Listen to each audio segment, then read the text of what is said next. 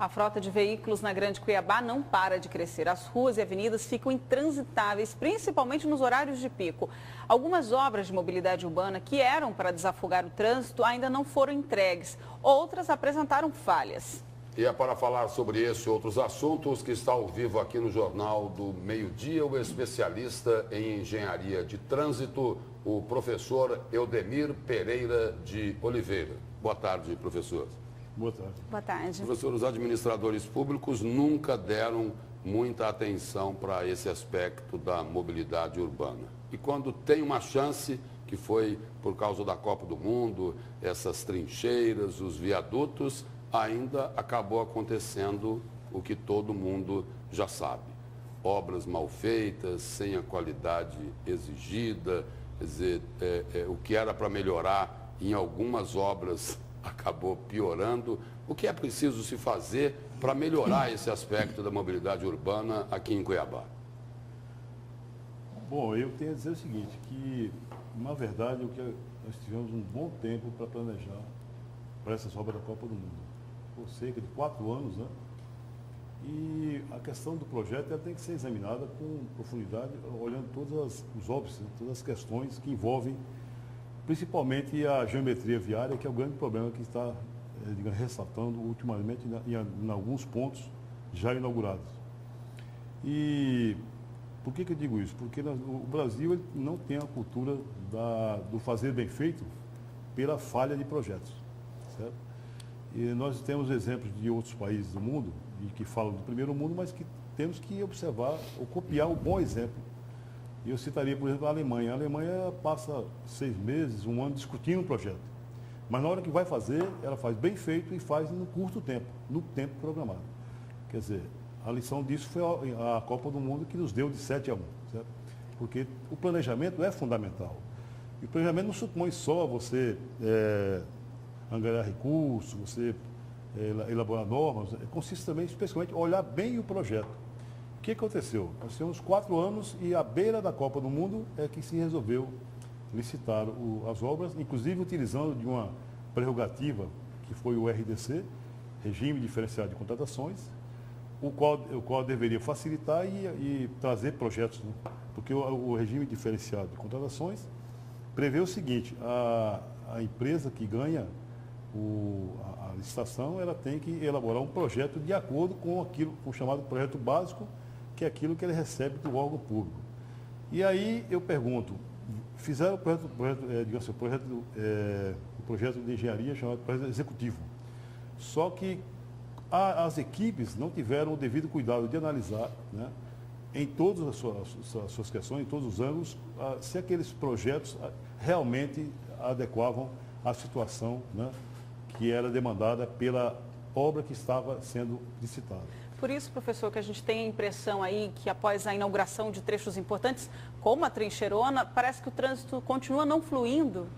Olha, eu até diria que, sendo um pouco generoso, que essas obras já inauguradas, elas trouxeram um certo alívio. A gente tem que reconhecer isso porque era bem mais caótico, né, em alguns pontos. Por exemplo, aqui do Despraiado, por exemplo, da própria Jurumenina, que ali onde tem aquela Trincheirona, né? Só que a combinação, né, das pistas e faixa de tráfego é que parece que tem que ser revisto. Porque a gente percebe que em alguns locais há ainda o risco grande de acidentes por conta de uma faixa de aceleração e dessa aceleração sem a devida locação, adequadamente falando, certo? Então eu diria que esses erros deverão ser corrigidos ao longo, talvez mais adiante, mas eu entendo que uma grande questão é os projetos ainda não elaborados devidamente para que tenhamos uma solução mais percebida pela população. Claro que faça uma correção. A gente tem que reconhecer que até agora os pontos inaugurados deram um certo alívio. A grande questão é o seguinte, que no futuro nós temos aí ainda muito por ver, né? Até quando vai se ter essa solução, né, para a fluidez do trânsito na cidade.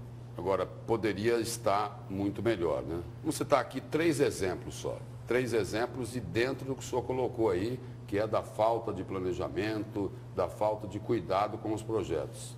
Viaduto da Cefaz, que envergonha.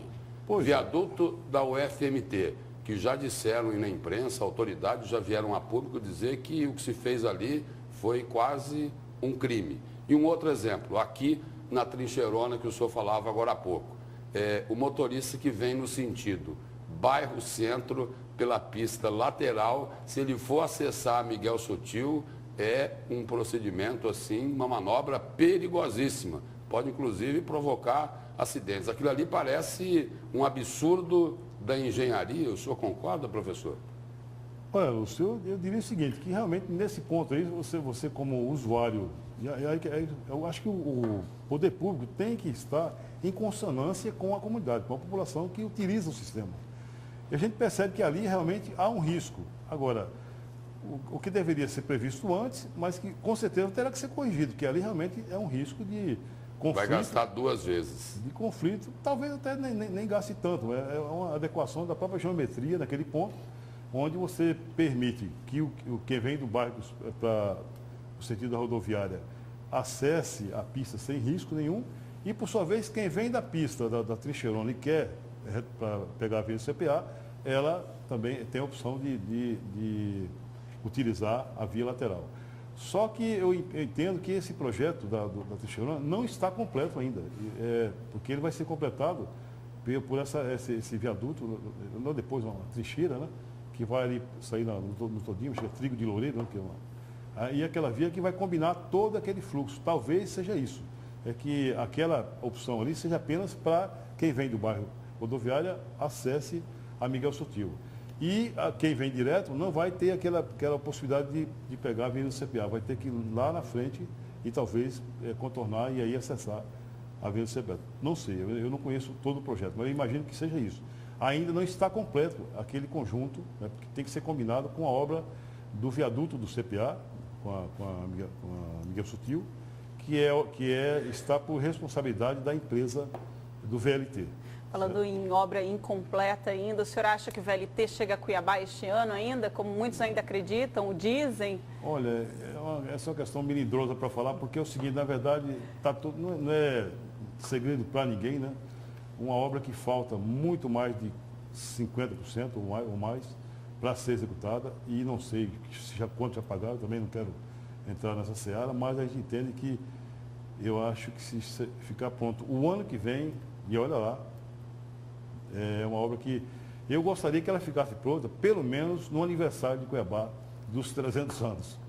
Já, assim, do ponto de vista, sendo realista, porque no andar da carruagem, se não houver uma medida, uma ação decisiva, né, junto à empresa construtora e junto enfim, para que ela cumpra o contrato, cumpra o prazo, e isso aí tem que estar vigilante, Ministério Público, TCE, o que for, para que ela tenha o seu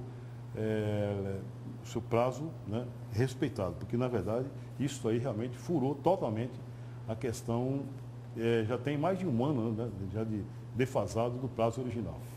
Professor, muito obrigado pela presença, pelas informações, e só aproveitando para registrar aqui no final, diante de tantos erros, de tantos atrasos, de tanta falta de qualidade, as contas da Secopa de 2013 foram aprovadas pelo Tribunal de Contas do Estado. Só para registrar. Muito obrigado pela presença do senhor aqui. Eu que agradeço. Eu queria aqui, complementando a minha fala, eu creio que nós sabemos que o Estado não estava estruturado para esse volume de obras, nós sabemos que os quadros de engenharia também não tinham o devido preparo. Houve até uma crítica recente que foram pedreiros melhorados, isso foi a crítica que fizeram as construtores, devido a tantas falhas de execução, a tantos defeitos que as obras apresentaram, mas assim, tem o seu lado positivo.